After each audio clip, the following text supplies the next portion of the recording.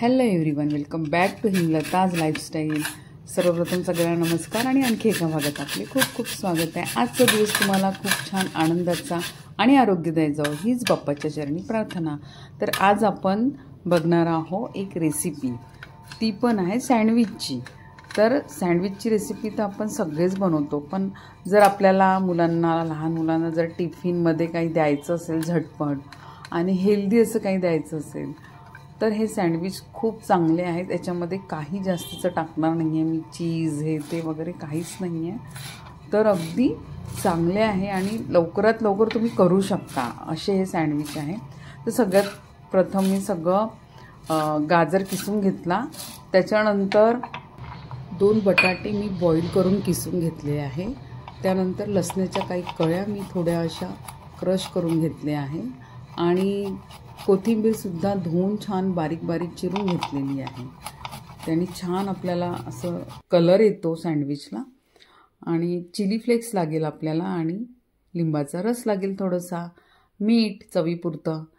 झालं, एवढ्या साहित्यामध्ये आपण छान सँडविच करू शकतो आणि मुलांच्या टिफिनमध्ये द्यायसाठी ही एक छान रेसिपी आहे। जर तुम्ही ही पूर्वतयारी करून ठेवली रात्रीच तर तुम्हाला सकाळी काही कष्ट लागणार नाही करायला, फटाफट होऊन जाईल सगळं।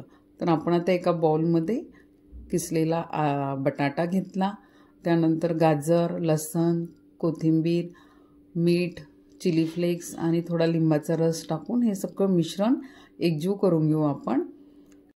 चिली फ्लेक्स असेल तर तुम्ही लाल तिखट टाकलं तरी चालेल किंवा हिरवी मिरची ठेचून टाकली तरी चालेल।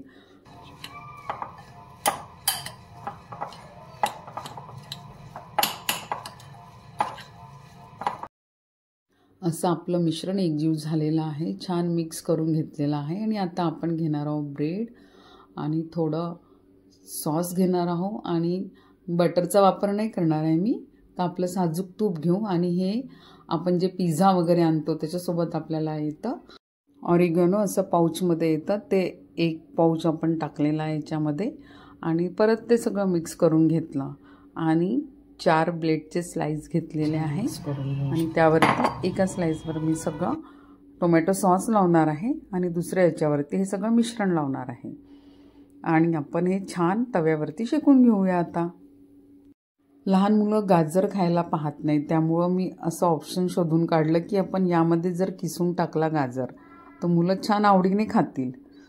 मुलांना तिखट लागेल म्हणून मी हिरवी चटणीसुद्धा लावलेली नाही आहे मिरचीची, फक्त मी सॉस लावलेला आहे आणि इथे छान 2 सँडविच तयार करून घेतलेले आहे। सर्व मिश्रण छान ब्रेडवरती पसरून घेतला आणि एकावर एक ब्रेड ठेवून त्याला प्रेस करून घेतलं सगळं।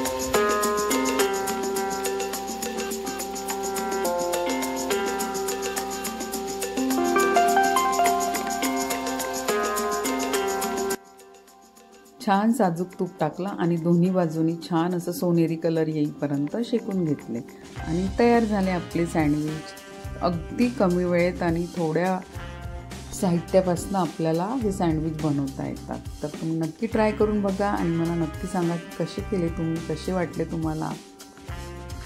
हे सँडविच खूपच असे क्रिस्पी झालेले आहे, कुरकुरीत झालेले आहे, तुम्ही बघू शकता। छान दोन्हीकडून शेकून घेतले, त्यानंतर चाकूनी त्याचे 2 काप केले आणि सर्व केले। बघू शकता तुम्ही किती छान कलर आलेला आहे।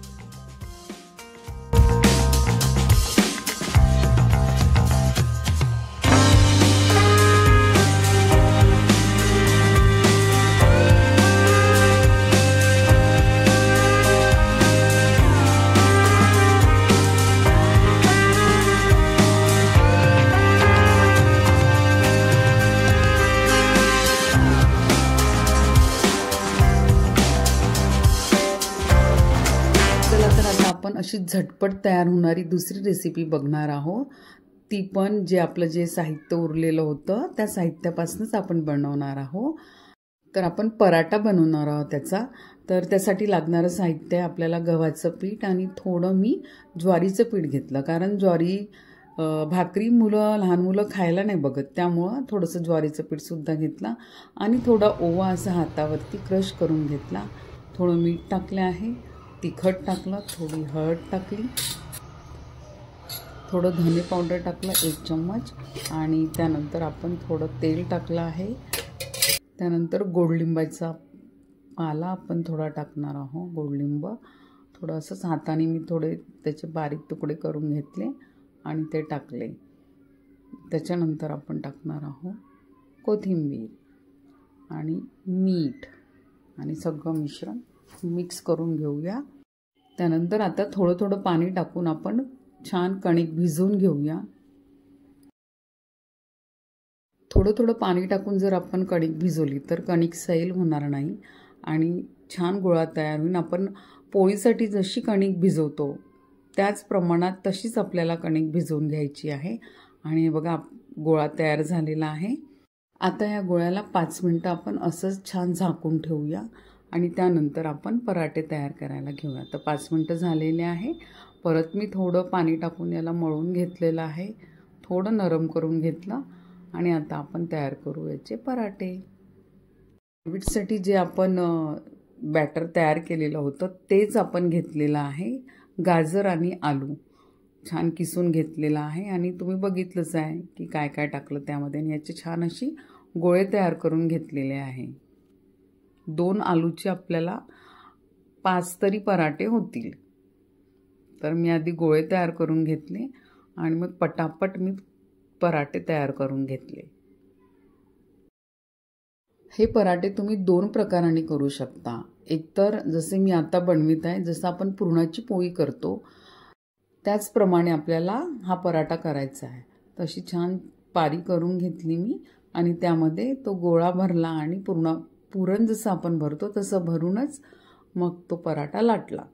आणि दुसरा म्हणजे आपण हे सगळं मिश्रण कोरड्या कणकीमध्ये मिक्स करायचं आणि त्यापासून गोळा करून पराठा तयार करायचा. असे 2 प्रकारामध्ये आपण हा पराठा तयार करू शकतो. तर इथे बघू शकता मी आता छान असा पराठा लाटून घेतलेला आहे आणि हा पराठासुद्धा मी साजूक तुपामध्येच छान भाजून घेणार आहे.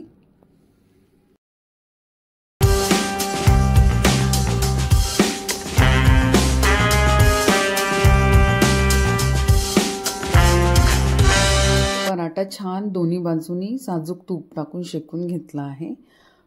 बटर वगैरे काही लावलेलं नाही आहे मी, साजूक तूपच टाकलं. तुम्ही तेलसुद्धा टाकू शकता, जे तुम्ही तेल खाता ते, पण तुपात केलेला खूप छान वाटतो आणि मुलंसुद्धा आवडीने खातात. टेस्टसुद्धा छान येते तुपाने. तर असे हे गाजर आणि बटाट्याचे पराठे तुम्ही दह्यासोबत खाऊ शकता, हिरवी मिरचीच्या चटणीसोबत खाऊ शकता किंवा सॉससोबतही खाऊ शकता.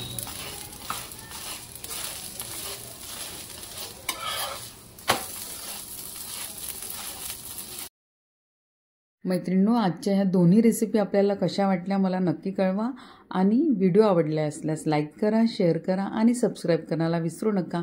परत भेटूया अशाच छानशा व्हिडिओसोबत. Till then bye bye, take care and stay healthy.